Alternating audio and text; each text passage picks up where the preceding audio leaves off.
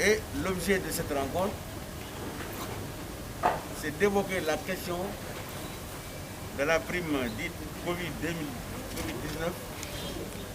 que le chef de l'État a bien voulu accorder aux travailleurs de la santé et que le ministère avait fixé à 50 000 francs pour tous les travailleurs.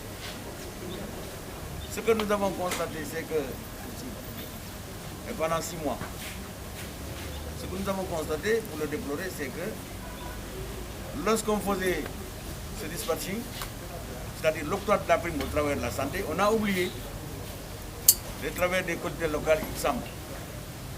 Or, nous sommes des agents de l'État, puisque la collectivité locale, c'est l'État décentralisé. Donc nous avons reçu, nous avons été mis à l'écart et nous avons saisi le ministère pour réparer.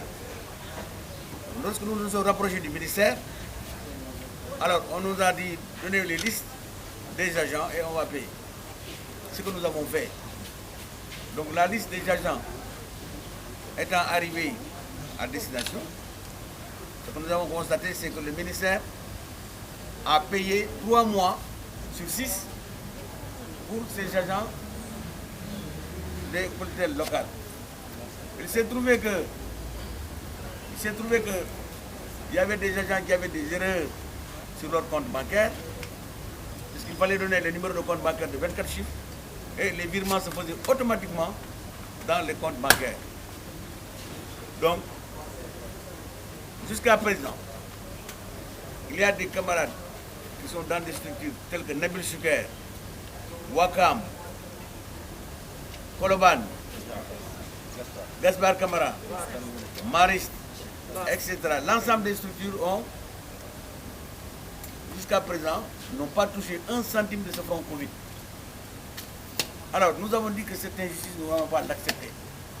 Parce qu'on ne peut pas accepter que l'État donne près de 69 milliards au ministère de la Santé pour que tous les travailleurs de la santé soient payés.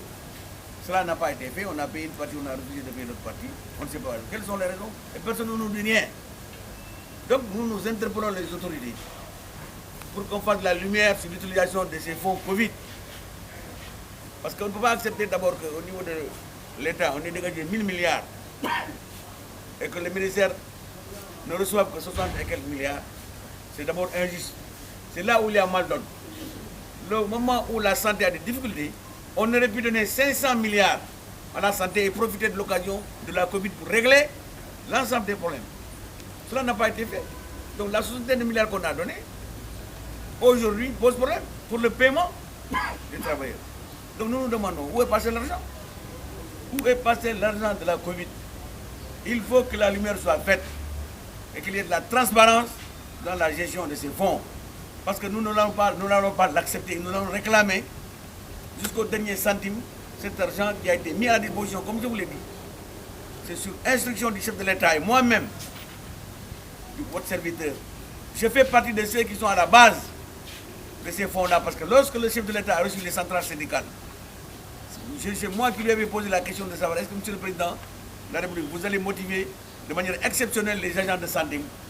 Et la réponse a été oui, je vais faire une prime exceptionnelle aux agents de santé. Donc on ne peut pas comprendre que l'argent vient, on a l'impression que c'est une mafia qui s'est accaparée de cet argent et personne n'a rien vu. Et aujourd'hui on parle de l'épuisement de ce fonds-là. Mais ça ne peut pas prospérer. C'est pourquoi nous avons décidé, au niveau des structures des collectivités locales, de prendre nos responsabilités.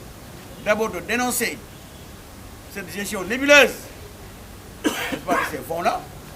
Il faut qu'il y ait de la traçabilité. C'est une exigence démocratique. Il faut qu'on nous dise où est passé l'argent et comment on l'a géré. Nous avons le droit de savoir. On a le droit de savoir comment cela s'est passé. C'est clair. Donc, sous ce rapport, je pense que on est assez déterminés à nous battre. Et comme vous le voyez, ce sont les responsables des centres de santé qui sont là. Nous allons démarrer par vous décliner les plans d'action que nous allons mettre en œuvre à partir d'aujourd'hui. Et à partir de demain, nous allons démarrer, à partir de demain. Donc c'est le plan d'action. À partir de demain, nous allons démarrer par le port de brassard rouge et l'arrêt de travail de 10h à midi, en guise d'avertissement. Parce que nous sommes conscients qu'il y a la Covid Et nous sommes là pour les populations. On n'a jamais voulu perturber l'ordre, on n'a jamais voulu perturber la quiétude sociale, parce que nous considérons que face à la pandémie, notre priorité, notre responsabilité, c'est de taire les problèmes. Mais quand on constate qu'il y en a qui en profitent pour se la couler douce ou pour se sucrer sur le dos des travailleurs, c'est inacceptable, inadmissible. Or, c'est ce qui s'est passé. Il y a des gens qui sont dans les bureaux climatisés, ils ont pris l'argent, ils ont tout dilapidé. À travers des missions, des frais de mission, des tournées à n'en plus finir, des séminaires, etc. Or, la base, c'est-à-dire les travailleurs qui sont au front, qui sont en contact, puisque beaucoup de nos camarades ont été contaminés, ils sont en contact avec la maladie, ils n'ont rien vu. Ce n'est pas juste. Et nous réclamons notre part. Et rien ne nous fera reculer. Rien ne nous fera reculer. C'est pourquoi nous avons dit que nous démarrons par des actions. Demain à Ouakam à 15h, nous avons même invité le maire Samba Bachir pour venir, puisqu'il a décidé de nous soutenir. Parce qu'il considère que c'est une injustice. Demain à 15h, c'est là-bas que nous allons démarrer le plan d'action. Nous vous convions également à 15h demain. Il y aura une déclaration à la presse près du maire et de nous-mêmes par rapport à tout ce qui va se passer dans les jours et semaines à venir. Nous ne reculerons devant rien. Nous allons saisir la direction du travail et de la sécurité sociale pour lui demander de régler son arbitrage sur la question. Parce que si rien n'est fait, il est évident que nous allons déposer un préavis de grève générale sur l'ensemble de nos structures des travailleurs et demander qu'au plan national, Andegesam elle-même se mette à nos côtés pour que nous puissions lutter. Parce qu'on ne peut pas accepter. On ne peut pas accepter qu'une minorité pense qu'elle est assez intelligente pour se la couler douce et prendre l'argent dans sa poche et oublier la majorité. Ce sont ces gens, ces hommes et ces femmes qui sont sur le front. Un franc, ils ne l'ont pas vu. Et pendant ce temps, on se la coule douce. Mais qu'on nous dise comment on a utilisé les 69 milliards. Les Sénégalais sont là, nous arbitrerons. C'est tout ce que nous demandons. Et nous avons le droit de savoir. Et nous n'allons pas reculer. Donc demain, nous allons démarrer à 15h par Ouakam. Et ça va continuer dans tous les autres centres de santé. La mobilisation va continuer jusqu'à l'expiration du préavis de grève. Et nous n'hésiterons pas à aller en grève. Parce qu'en son temps, de ce que Gessem avait dit, face à la pandémie, nous avions enterré l'âge de guerre. Mais on est en train de nous provoquer. Et nous serons obligés de remettre les pendules à l'heure. Donc sous ce rapport, je crois qu'on nous entend bien que ça ne peut pas prospérer. La mise à l'écart du travail des collectivités locales par rapport à la prime, ça ne va pas prospérer.